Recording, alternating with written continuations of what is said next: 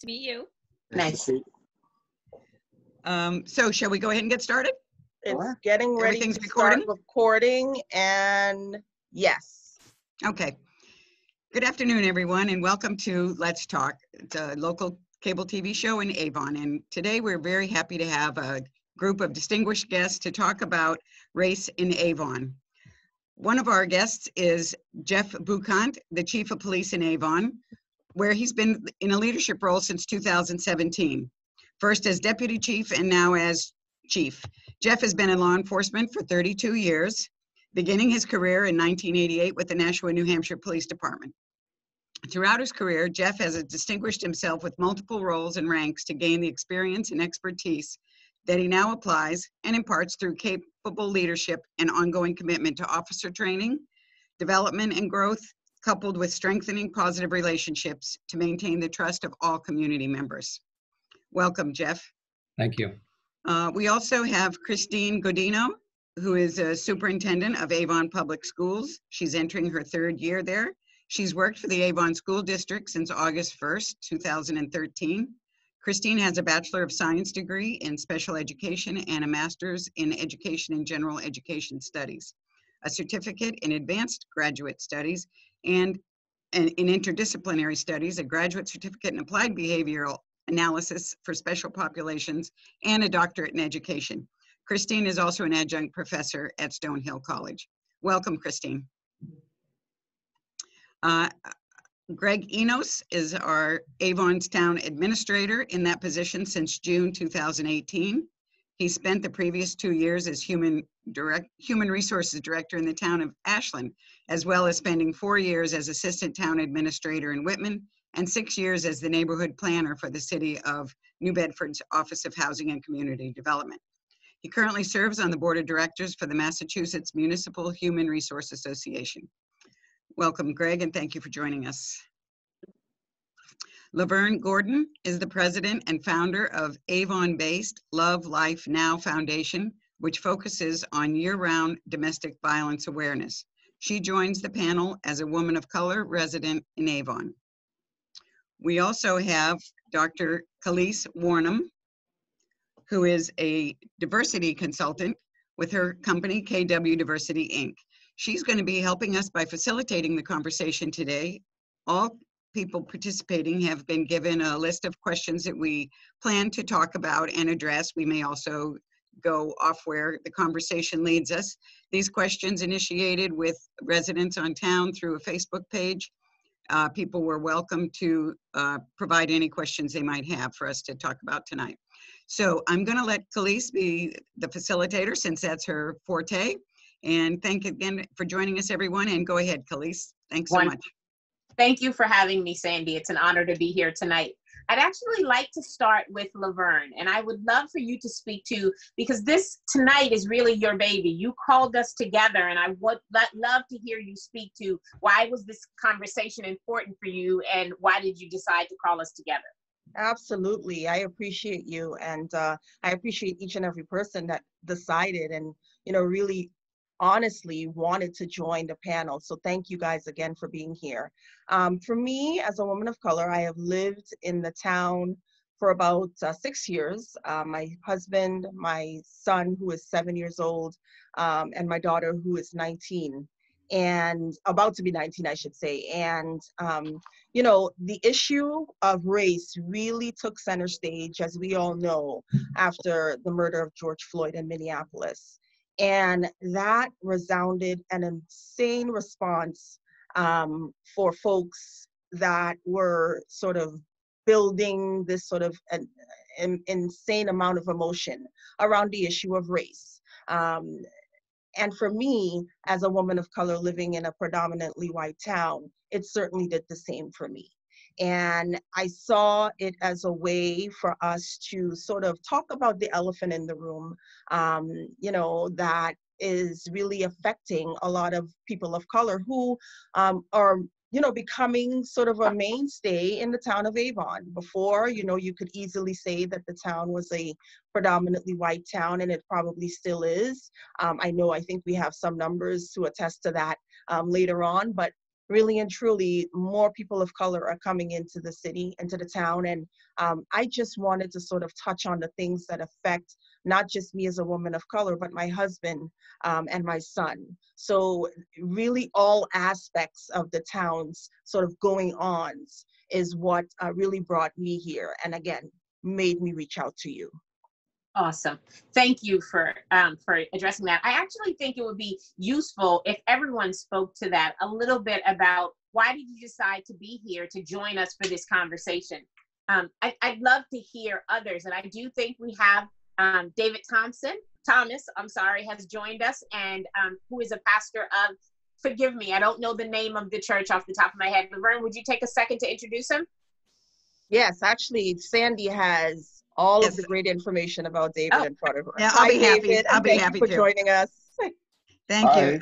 Pastor David Thomas is the senior pastor at Liberty Life Church, which is also based in Avon. So thank you so much for joining us tonight. I know it was late notice, but we appreciate you taking the effort to come join us. Thank you for having me. Thank So you. we're just getting started. Kalise is leading the discussion at this point. Really just asking everyone, why was it important for you to be a part of this conversation? If you each want to take a moment and just speak to why is this conversation important for you, and why did you decide to join us tonight? I would be happy to start. Please. I think I identified pretty early on that we had a need of cultural proficiency training. So I reached out to Kalise last summer to really speak to her about the needs of the district. And I really thought we needed to start on really at the ground floor. And we had organized 3 professional development days, 1 full day and 2 half days for our teachers. Now, unfortunately, due to COVID, the only professional development we got to get in was the full day for teachers. Mm-hmm. I can tell us our teachers were extremely receptive, found the professional development essential to their work, and feel there's a great need to continue that conversation. Because we were not able to get in the 2 half days the professional development, when George Floyd was killed, we were able then to organize 2 Zoom calls for parents. One was designed for the elementary students and staff, and one was designed for the middle high school and staff. And we were able to invite everyone in and to share experience between students, families, and teachers. And I thought that was really powerful experiences. And I think our teachers, which are predominantly white, we have, I think, about 9% of our teachers are teachers of color. So and 30% of our students are students of color. So our student population, our teachers do not reflect our student population. So this training was even more essential. So this conversation, has been important to me, and it needs to continue. It's not a quick fix. It's going to take us some time, but we're starting. Okay, thank you. How about Chief? Would you like to speak to that as well, Chief Buchant? I'd be happy to. I think it's a great topic. When I received the call from Lovern, I was very happy to get involved in this right from the get-go. And conversations and perspectives and, looking at things through different lenses is critically important. Perception is important. I can tell you that here in Avon, our relationship with all members of our community, we hold sacred. And we can't effectively do our job unless we have the complete trust of the community. And so that is very sacred to us. Personally for me, what happened in Minneapolis is really beyond belief and absolutely terrible. And so it spurred a nationwide conversation that I am confident will lead to progress and in good things. Okay. Thank you. How about Gregory? So as the town administrator, I'll echo kind of what the chief said about, everyone's together in all of this. One resident feels uncomfortable, then I, as a town administrator, want to make sure that everyone feels comfortable to be working, living, playing in the town of Avon. I grew up in the city of Brockton. I still live there. I've worked in city New Bedford. I've seen issues with race relations for a majority of my life. I think that it is a monumental achievement to get to this point where we're having open discussions in a much clearer and thoughtful manner. So that's sort of why I would be very interested in coming today. Pastor Thomas, would you speak to why you have joined the conversation tonight? Yes, absolutely. I have 6 children. It was an opportunity to get out the house. So I was excited to. I'm being facetious, of course. I was elated to be a part of the conversation for 2 reasons. One, I think that there is a huge misnomer concerning the idea of equality and equal. And I think that it'd be essential to kind of dispel some of the levels of miscommunication that happens between those that are African American and or of some other type of ethnicity versus the idea that it's terrible to work with the police and or nobody understands the African American narrative. So I wanted to be a part of the conversation to be able to help to explain some of the issues that African Americans are experiencing, and then also to be able to learn some of the other things that are going on within the Avon community that embraces the idea that there is absolutely an issue, but then also there is a resolve that can be drawn. So I'm elated to be here, and thank you for the invitation. Absolutely. Thank you for coming. I'd like to just speak to quickly, part of my reason for being here is it's really my life's mission to work with organizations, specifically with school districts, to help them eliminate racism and bias from our classrooms and from our schools. Because if there's racism that exists in the world, then it exists in our schools. And our children are going to meet, and they're going to meet someday, whether it's at church or at the stores or in wherever that is. And I believe what we do in our schools today really can shape what that will look like. And so I want us to have this conversation, because the more we talk about it, the more life we can bring, the better society we can build. And so really excited to be here to have this conversation. I think it takes courage. And so I too want to thank you all for being a part of the conversation tonight. I am going to ask the questions that community members have sent forth, but we may stray a little bit as well. And I invite you to feel free to jump in and do follow-ups as they come. And so why don't If you don't mind, Kalise, I just wanted to make one point. I was very happy to host this discussion tonight too, because I'm a over 30-year resident of Avon. I've seen the population change significantly over those 30 years.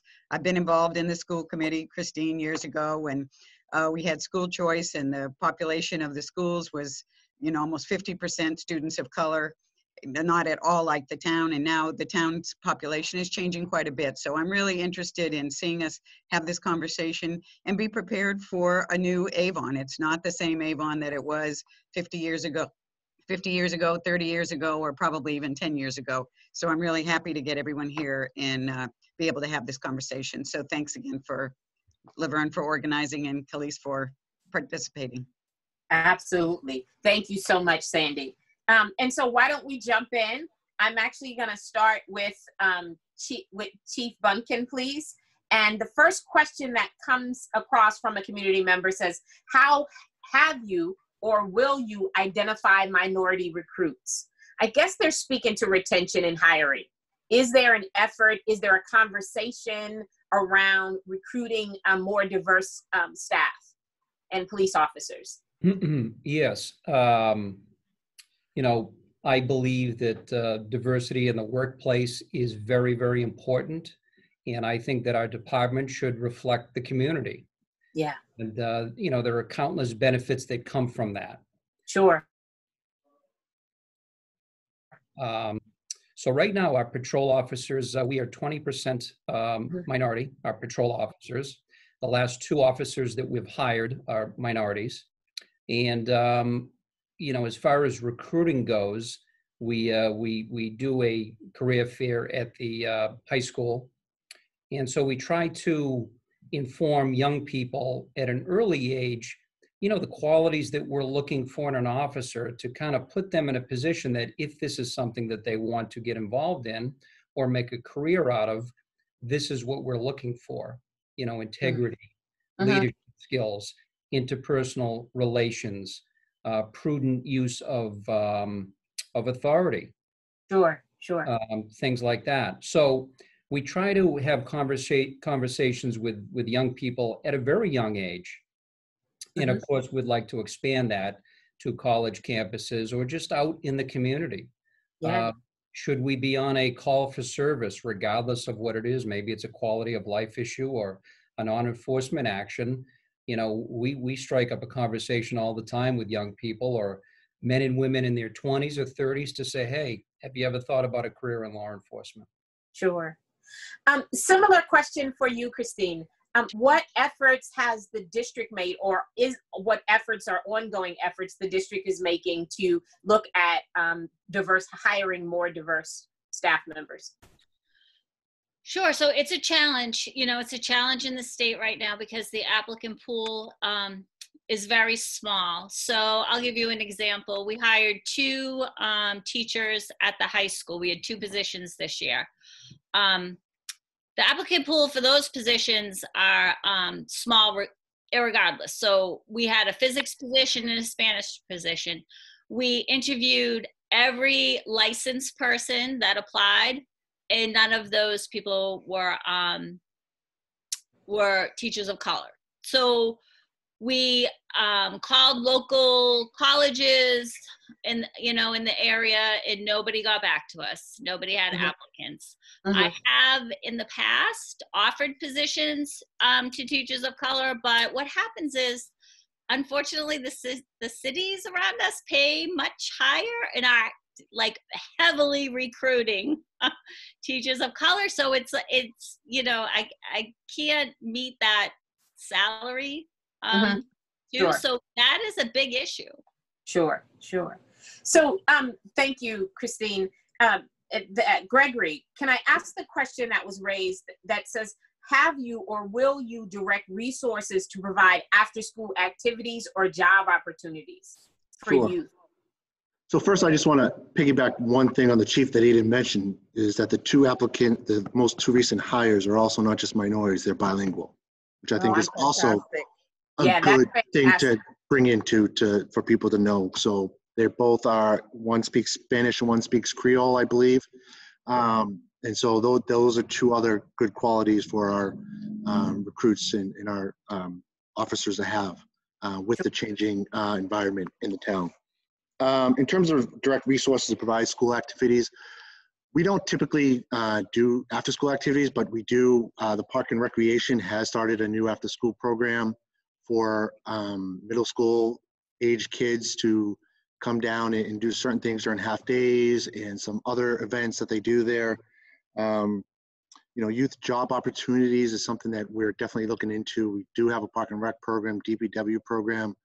To diversify that right now, I have been looking into whether it's an internship program for some college age students that would help with, GPS, GIS, IT, things of that nature that could help around the office.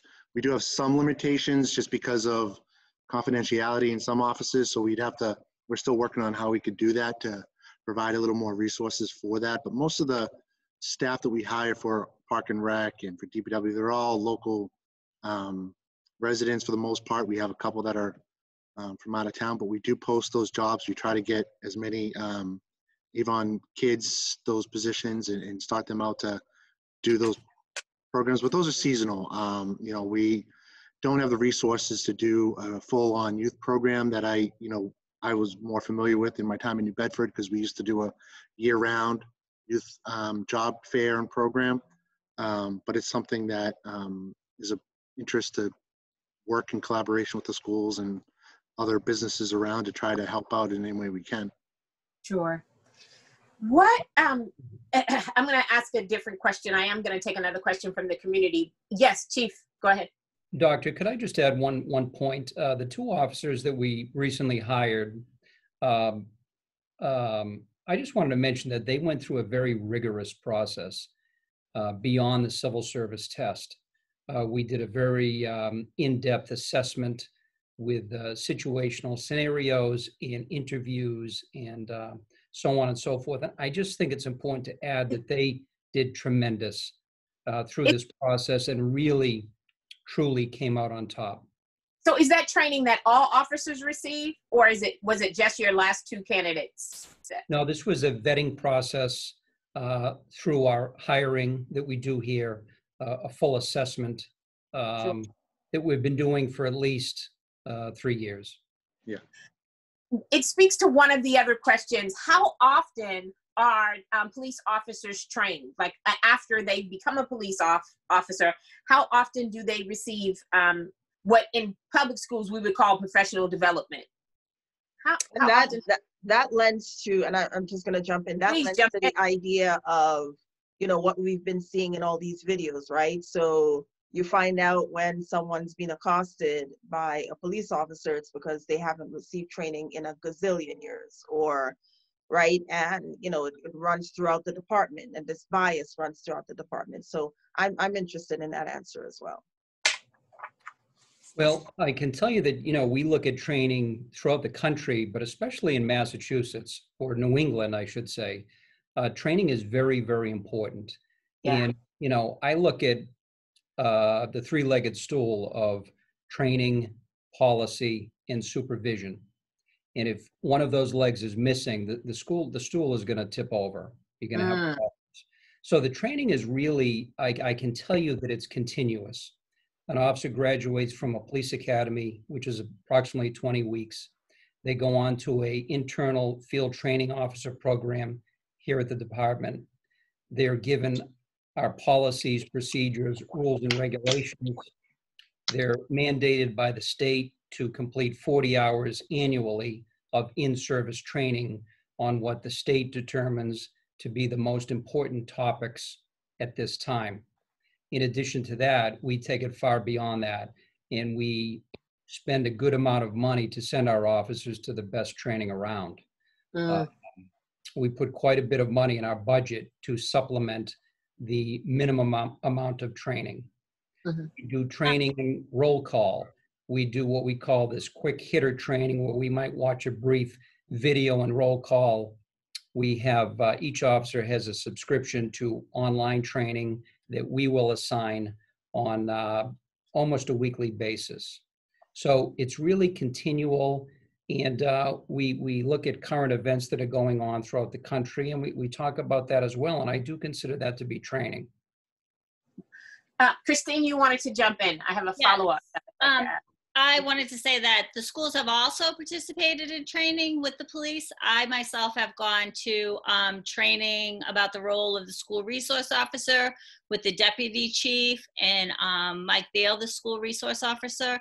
We've also done joint training, teachers and officers and administrators for active shooter training. So we have done some trainings together, and the police force has been amazing to the schools, stopping by, walking through the hallways, getting to know the students. It's been a really great relationship, and it's a nice presence in our school. Wonderful, wonderful. I too believe in the power of relationships, right? Yeah. We have to encourage that in every aspect. Just one other question around the training piece, and I think this is for anyone. When it's encouraging to hear so much training is happening for police officers in Avon, and it's also equally encouraging to hear the connection with the schools. And I wonder as well, are we doing training on unconscious bias, right? Where are those conversations happening within the town? Because I believe in James Baldwin's quote that said, you can't change anything you can't face, right? So if we can face this thing, we can change it and improve. And I wonder where that conversation is happening in the town. Well, I can tell you, Doctor, that, you know, in light of recent events, we have done de-escalation training in the past, but it was certainly time for a refresher. Okay. So about 3 weeks ago, we put all of our officers through a full day of de-escalation training. Okay. as well as implicit bias training. Wonderful. Not only did we send every officer through this about 3 weeks ago, but I contacted the chiefs in all of the surrounding towns and invited them to send a dozen officers from their department into the training, and we acted as the host. And they took us up on it. So Excellent. we really ended up training a very large group of police officers, not just in Avon, but all of the surrounding communities. Sure. Because, you know, let's face it, these jurisdictional boundaries, Right. they don't always translate into law enforcement or Absolutely. or community partnerships. Absolutely. I'd love to pull in Pastor Thomas on this, and I in thinking of what is the role of the church in this conversation, right? I'm the granddaughter of a Baptist preacher, and so I definitely have grown up in Black churches and understand our history around leading the nation in this conversation. It doesn't seem to be happening as much as it did in days of old. And I wonder, from your perspective, what's the church's role in this conversation? Well, I think that the first of all, community partnership is essential Yes. in regard to creating dialogue. I think that there hasn't been enough dialogue. Well, let me say it differently. There's been dialogue to a certain degree as to where, if you're a pragmatist like me, you get a little bit tired of just talking and actually looking for real outcomes. And I think that the communication between the church and the community and the powers that be ought to be a platform of hope, a platform for transition, but also the church has to have the clear-cut understanding, and the community has to have the understanding that there's no one right way to handle issues of equity, equality, and or racism. First of all, I don't believe that you can legislate a man's heart. If a person is a racist, they just are a racist. That is their right. That is their ideology. So I think that the church has to be a little bit more informed, one. Two, the church has to be able to help connect the dots peacefully. And a lot of my work that I've done within the city of Boston has been able to help create the narrative between those that are the 1 or 2% that create some level of disdain in a community, and be able to speak the truth to power as to why some of those things may possibly be happening. We cannot, as you said, we cannot look at it from an idea of not acknowledging that there is a real truth to the idea that African Americans and people of every walk of life who have come from some level of being a target for racism and or feeling as though we've been minimized in some way. There's no right one way. There has to be, if there was a Frederick Douglass and a Harriet Tubman, we have to understand that Frederick, he was an author. He was one that spoke of the mind. Harriet was one that was like, no, let's go. Let's go. And so, so I think that there has to be some level of communication, and the church can be that launching pad. I really do believe that we can be that launching pad, but there has to be a power has to be willing to utilize the strength that the church provides as a means of a credible source that has the same mission for peace, has the same mission for a healthy community. And so that's essentially what I believe that the role of the church is, to help create a platform for the narrative to change, but also for the voices to be heard. Excellent. Thank you. Thank you. And I agree with you, David. You know, you said something really pertinent there, that, you know, we have to acknowledge the fact that there is an issue. And, you know, granted, there haven't been, you know, not to my knowledge, incidents where, you know, racism has been blatantly, you know, perpetrated on one person or a neighbor. But you just take a gander at any of the town's Facebook pages that are run by folks, right? And you'll get a sense there when anything, and this is sort of why, piggybacking again on why this panel is happening. Back, initially when, George Floyd was murdered, nothing was said about it on any of the Facebook pages, right? Nobody shared anything. I think I was too busy sort of in my feelings about what had happened. And, it was concerning. But then up pops a post that was shared by one of the administrators of one of the pages about how to talk to your kids about race from Avon Public Library. And they were sharing sort of titles that could help parents sort of address the issue just from within their homes. And that spawned some conversation, and not so nice conversation, on this particular thread. And it was, again, so blatant that folks were really upset at just the mention of Black Lives Matter, or race, or George Floyd, and and it's been that ever since. If anybody ever shares their typical their feelings about something relating to race, folks really get in an uproar. And so that is the elephant in the room that must be acknowledged, that exists within this town. And granted, as Chief said, he is prudent on relationships and keeping those relationships really going, and being there for folks within the community. And Christine, who is I think really great at really trying to burgeon the idea of equality within schools. We still can't ignore the fact that these biases exist. And again, just so excited that we're having this conversation, because it's needed. The elephant in the room is here, and we need to talk about it. Absolutely. I did want to add, we don't have a Facebook page, but I did send out a letter to the community addressing the murder of George Floyd, and we did hold those Zoom meetings. So absolutely, we did react, and that's a baby step. As I mentioned before, we have a long road ahead of us. Absolutely. Sandy, as a long-term resident of Avon, do you think that the conversations are happening enough in Avon? I would probably say not enough.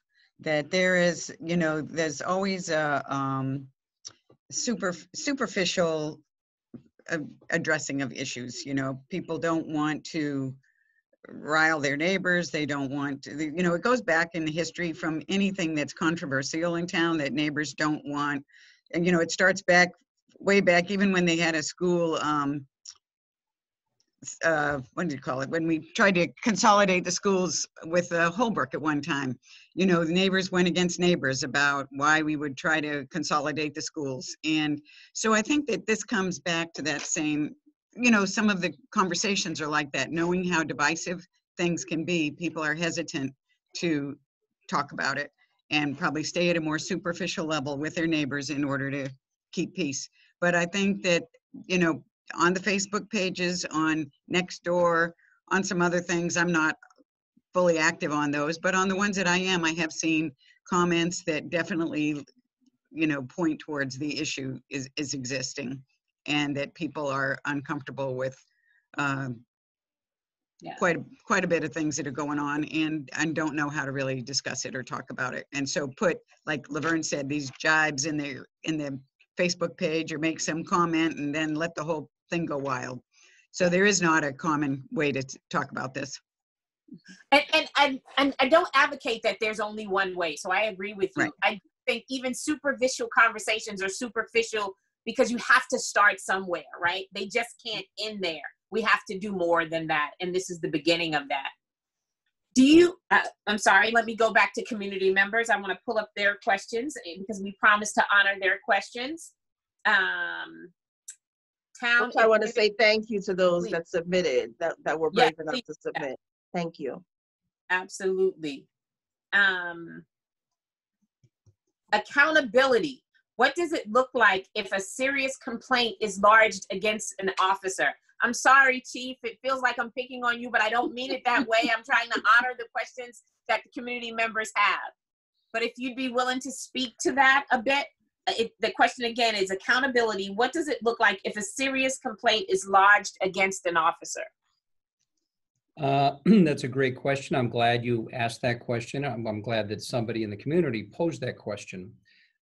We hold ourselves to the highest of standards, and all of the officers know what my expectations are, that they do things right, they do things in a just manner, and that they're professionals. How they conduct themselves on duty or off duty has to put them in a positive light.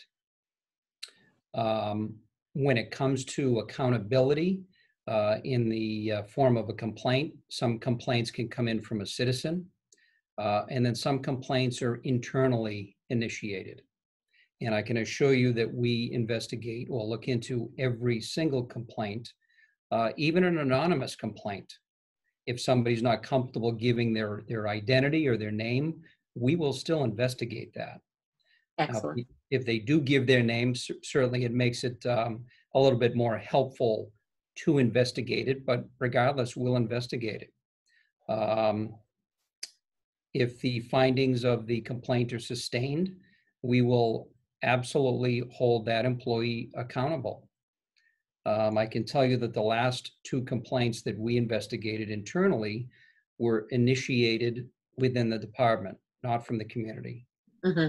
Yet we still conducted a very thorough investigation, and those 2 complaints were sustained, and the officers were, or the employees were held accountable. The interesting thing about complaints, it also gives us an opportunity to take another look at our policies, because maybe there was some action taken or not taken, but it was according to policy. So that gives us an opportunity to say, hey, this is not a good policy, or we need to fix this policy. What was cutting edge 5 years ago, that may not be the case now. It may not be the best practice now. And so we have to change with the times and in society and the Avon community. So quite often it helps us to, make a policy better. Wonderful, wonderful. Thank you, Chief. That's a very thorough answer. Gregory, I'd love to ask you the next question. I'm going to read it as it's written, and then I'd like to interpret what I think they're asking. The question is written as such: Could this be developed as a pipeline to minority teaching, policing, fire, and local political jobs or opportunities? I think what they're asking, is there a way for the town to develop a program that would increase diversity in those areas? I would take any suggestions as possible. I just know in terms of hiring staff in all municipalities nowadays is complicated, difficult. We are seeing a lack of quality candidates applying for certain jobs. Finance positions are so hard to get anyone that they're retraining a whole group of retirees just to come back because we don't have enough quality people there. So anything in terms of getting new quality minority candidates to get into these positions, whether it's a grooming program. I talked about maybe with some people doing a government academy, teach people. Oh, wow. Similar to what it's been done in other towns where you have a group of college adults, whoever, come in and you just teach them what's going on in government. What does the assessors do? What does, police, fire do? What do I do? Give them an idea of what's going on. I think in terms of a pipeline is very complicated without getting into this type of field in terms of like internships, lower level positions. You see a lot less of assistance in the field in these jobs, which is where somebody gets in their foot in the door and learn the job and move up. It's a lot harder nowadays to get in those positions because once budgets are cut, those are the positions who kind of go, and that's where people get their foot in the door. I think we have to do a better job of trying to figure out ways to creatively do that, whether it's through college internships, high school collaborations where, whether it's a mentor program or be the town administrator for the day type of job, or something to get people involved in that type of field. Sure. It is hard for the town of this size to try to come up to a pipeline to get those type of opportunities. But I think being out in the community, like the chief has mentioned before, like Chris has mentioned, being out in the community, get those community partnerships, get people to see that there are actually, you know, public service isn't a bad thing. Right. You know, the private sector is great. I've worked in the private sector. I worked in nonprofits. The reason you get into public service is because you have a desire to help and to do good and see that every day benefits somebody else. And that's what I think getting that out there is. It's not just a bunch of lazy people sitting behind a desk not doing anything, which is a perception sometimes that we have to fight every day. And sometimes just talking to people to show them what we actually do on a day-to-day basis is a good way to do that. And some of it's just communication, like has been said before. Excellent, excellent. Thank you. Christine, the next question's for you. It's actually talking about curriculum. And the question here says, have you or will you prioritize authentic cultural history and civic lessons curriculum, or find a way to outsource an instructor to do it? So we have recognized that we definitely have some gaps in our curriculum, and this is an area where, you know, we're very serious about. Teachers have been kind of individually, I would say, at the middle high school level, looking for sources to really diversify their curriculum. But as a district, we last year developed 3 coordinating teacher positions that are an additional position for teachers. Now, these positions focus on curriculum. There's 2 at the high school and 1 at the elementary level. And of course, this year, sorry, COVID has been a mess. But they began the year really just making sure, you know, hey, do we have all curriculum here? Is it all posted? Is it all in our, just like, you know, vetting through the curriculum. The goal is that these positions every year will like take our curriculum through to another level, right? So we need some assistance with that. We need to develop the protocols to go through that, to look through our curriculum. But we've definitely, you know, at the beginning of this year, identified that as something we need to do and continue to do. So we'll continue moving in that direction. Sure. Excellent. Thank you. As a parent, with a little one in elementary school, it's insanely important that February comes around and all he hears about is MLK and Rosa Parks, right? Right. It's important to have kids understand that that's not all there is. As it relates to African American history. There's so much more. And I think, you know, when we had the Talking to Your Child About Racism, that Zoom with Kalise, I think a lot of the educators took a lot away from that about, you know, even reading a storybook and pointing out, you know, the ethnicity of the people within the story, and just walking. We need a lot of that modeling for our teachers and a lot of that work. Yes. And they are so open and willing to receive that professional development that they were, yes. It was a very enlightening call. And I walked away feeling hopeful at the end of it. So thank you guys for hosting that. Wonderful. Actually, we only have one more question from the community, and it's for guess who? The chief. Ding, ding, ding. So I'm going to ask this final question that came from the community, and then if we can each kind of speak to where we think the Avon needs to go, like what more can we do to continue to move in the right direction? I think if we all could speak to that, that may get us to a better place. But the last question, it's kind of a long one, Chief, so I can read it twice if you'd like. It says, oftentimes, women dealing with domestic violence don't call the police out of fear. There is an added level of fear from women of color, since they believe that if they do call, they themselves may end up hurt or locked up because of the color of their skin. What can the department do to connect with potential victims to let them know that they are there to protect them and not to harm them? That question is from me. That's my lane. That's my sauce. And I could not leave here without having that question answered. Well, you know, we start by attending to their issue or their problem, or whether it's an assault or a threat or verbal abuse or physical abuse or whatever may be happening in the household. You know, we show empathy and sympathy and care, and we give them time and space and give them choices. And we really go out of our way to make sure that they understand what their rights are. And we really spend a lot of time ensuring that they understand what we can provide for them, whether it's connecting them with a domestic violence advocate, whether getting them to a safe location, whether it's a shelter or just a relative, by ensuring that they understand that their location is going to remain confidential with us. It's not going to be in a report that might end up as discovery or in a courtroom. Mm-hmm. We do the little things, such as offering to provide them with a free cell phone if they don't have one.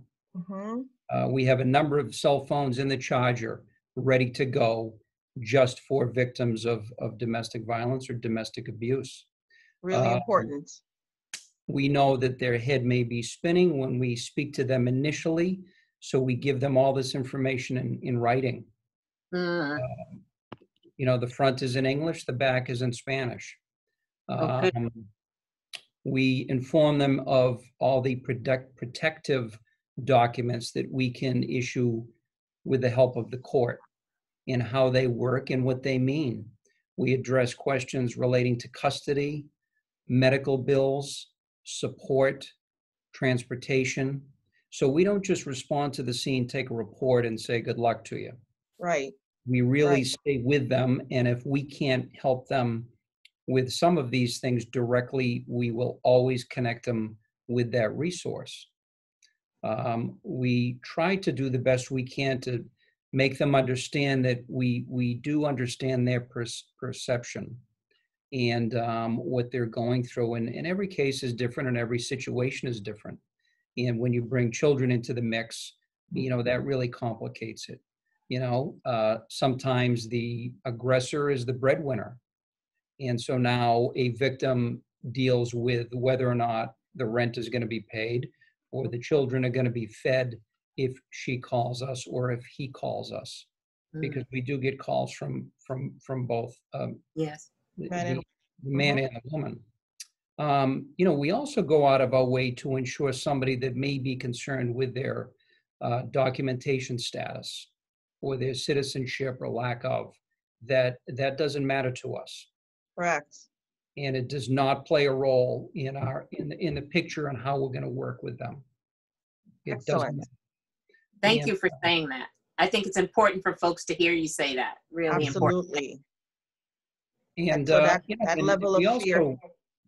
We also let them know that we will stay with them as long as it takes for them to get to a safe location, if that's what's necessary.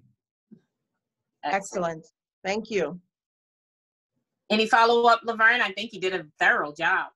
So I mean, you really hit a lot of the key points for someone when they're escaping. But as I said, when you are a person of color, and I speak from a survivor standpoint, I did go through an abusive relationship from 1999 to 2001, and this is where the passion for that work comes from.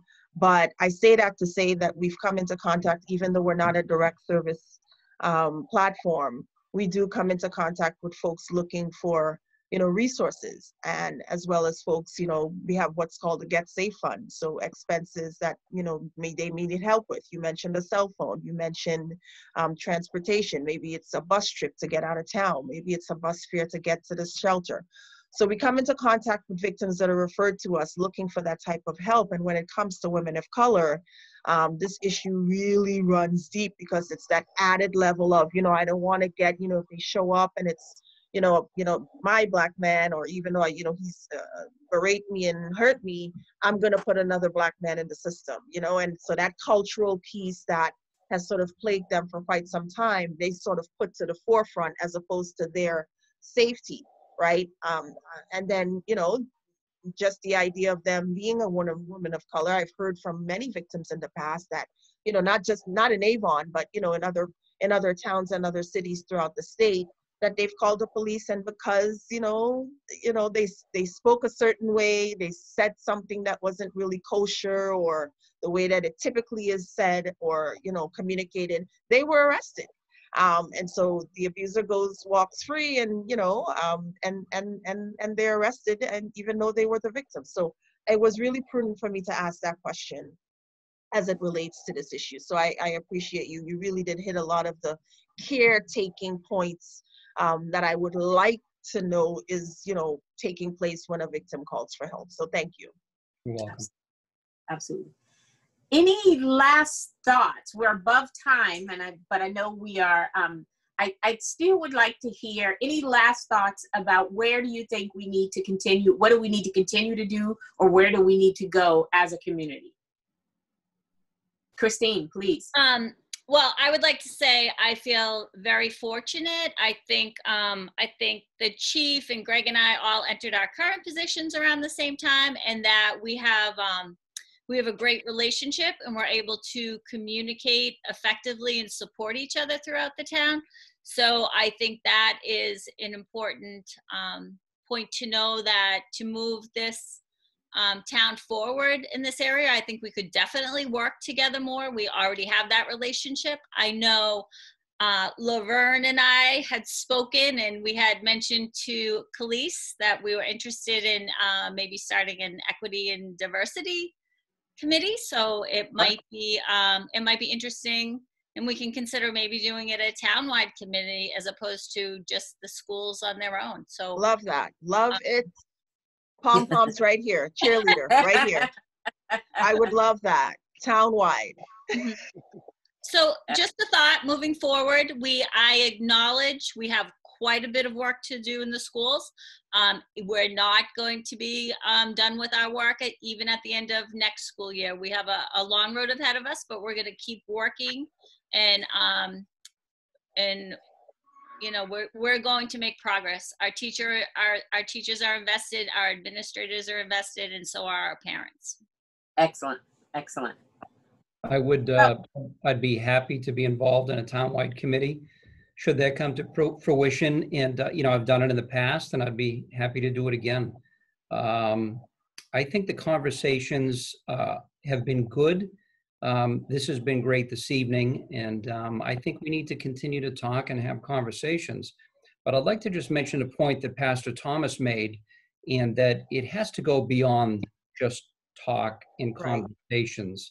It really, I think people would be well served if they really put an effort into understanding the perspective of others and the perception of others, and that we need to look at something not just as it applies to us, but through the lenses of somebody else. Mm-hmm. And Pastor Thomas made that point earlier, and I think it's worth mentioning that again, because I think in the end, that will serve us very well. Absolutely. When you say that, Chief, what it makes me think of the diversity training you've talked about and what Christine talked about. It would be nice to have diversity training available just for citizens. Just the people that aren't really sure.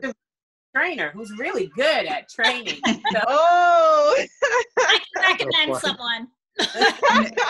Just saying. True. Well, the reason I say that too is because I just wanted to bring up this, and I don't know, Kalise, if you have any comments on it, but it seems, that one of the biggest trigger points on conversations is whether one says Black Lives Matter, Blue Lives Matter, All Lives Matter. Right. Where can we move that conversation, and how can we talk to our neighbors that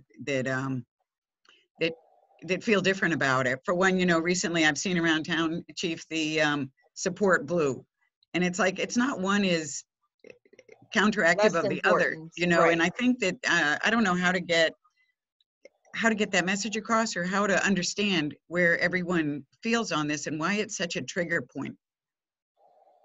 So maybe and the diversity committee could address that, because those are some of the issues that I've seen on Facebook and on Nextdoor and whatever. Those are the people, Same. those are the places where the conversation changes quickly.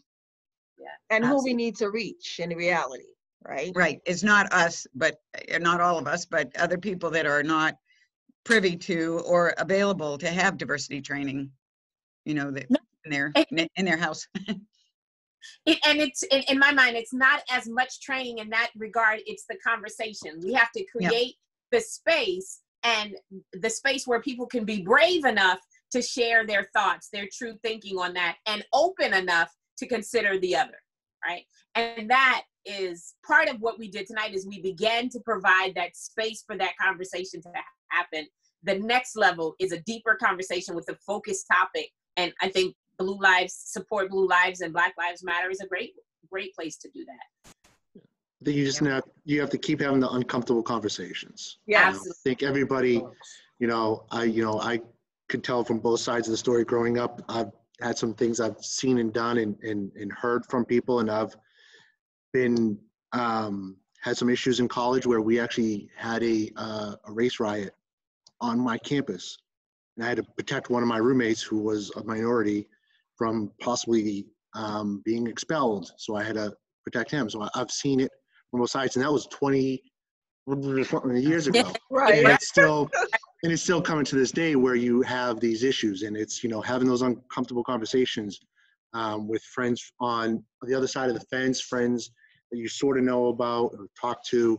But I also think in terms of my role is just to support, the chief and the schools in terms of what they need to do and make sure they can help out. I think, as Chris said, we have a pretty good relationship between the three of us, but we're also probably three of the most approachable people in town that call us up, we're answering phone calls, we're checking emails that are on a regular basis.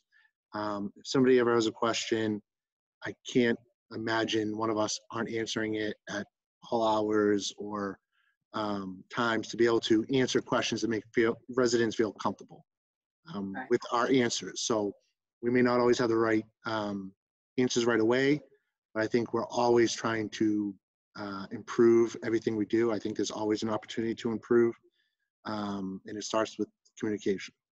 Excellent. That's That's great. And so to that point, and sort of I'd love to sort of hear, Sandy, I think I sent those numbers to you, the town makeup of Avon, so that I think have folks understand what it was versus what it is now. Do you have those percentages in front of you, or Kalise, and either of you have those? Are you talking about the numbers I gave you earlier? Yes, as it relates to the student makeup, as for 2018 to 2019, as well as the town makeup, I think back in 2010, what I remember correctly. So some of this came from the housing production plan that we're working with. So Old Colony Planning Council got the numbers. So I'm not 100% sure on the school population numbers, so I'll leave that to Christine. But I have them. okay, so in terms of the town population by race, it's listed between 2000 and 2010. The racial and ethnic composition of Avon evolved into a more diverse population. In 2010, 3,660, 84% of the residents self-identified as white, a slight decrease. I think it's actually a larger increase. I won't call it slight. From 4,152 or 93.5% in 2000. Asian population experienced growth as well, with an increase of 79 individuals. The Asian community represents 2.8% of the total population, but that increase actually was a 192% increase in Asian population in the last 10 years. Same thing with Hispanic, although only 36 individuals in Avon are Hispanic, this represents an increase of 227% during the time period, resulting in a population increase of 25 residents.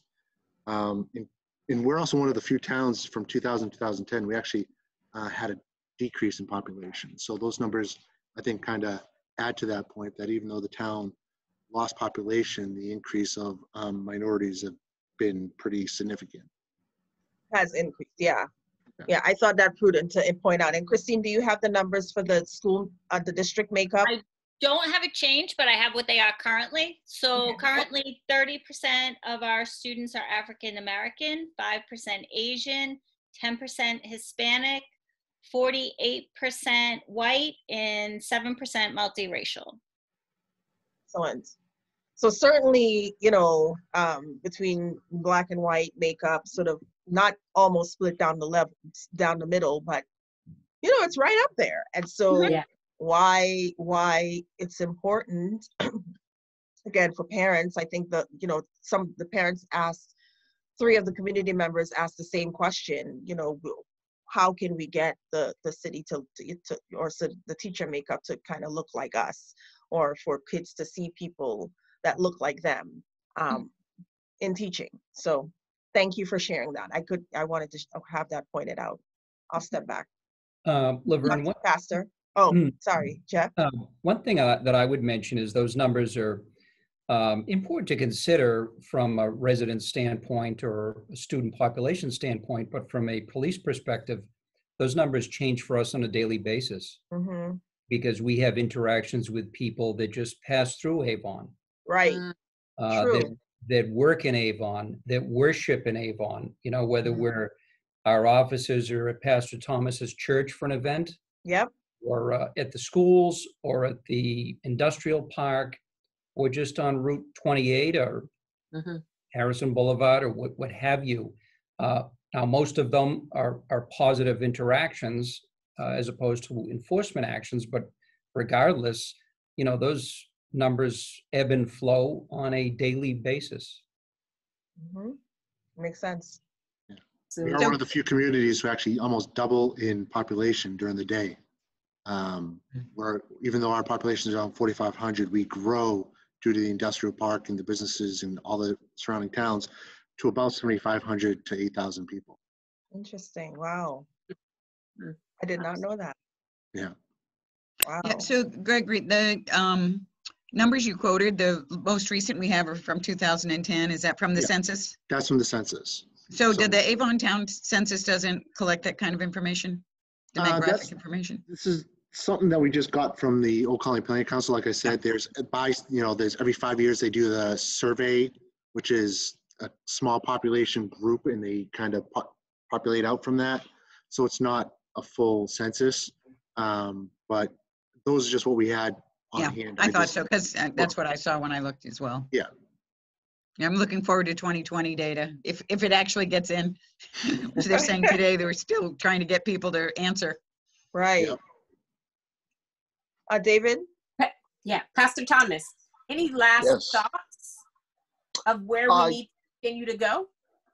Yeah, sure. So I think just listening, it sounds, and this is no aspersion to any one particular people group, but it sounds to me as the town should probably look at the idea of embracing for some level of response to suburbanized poverty.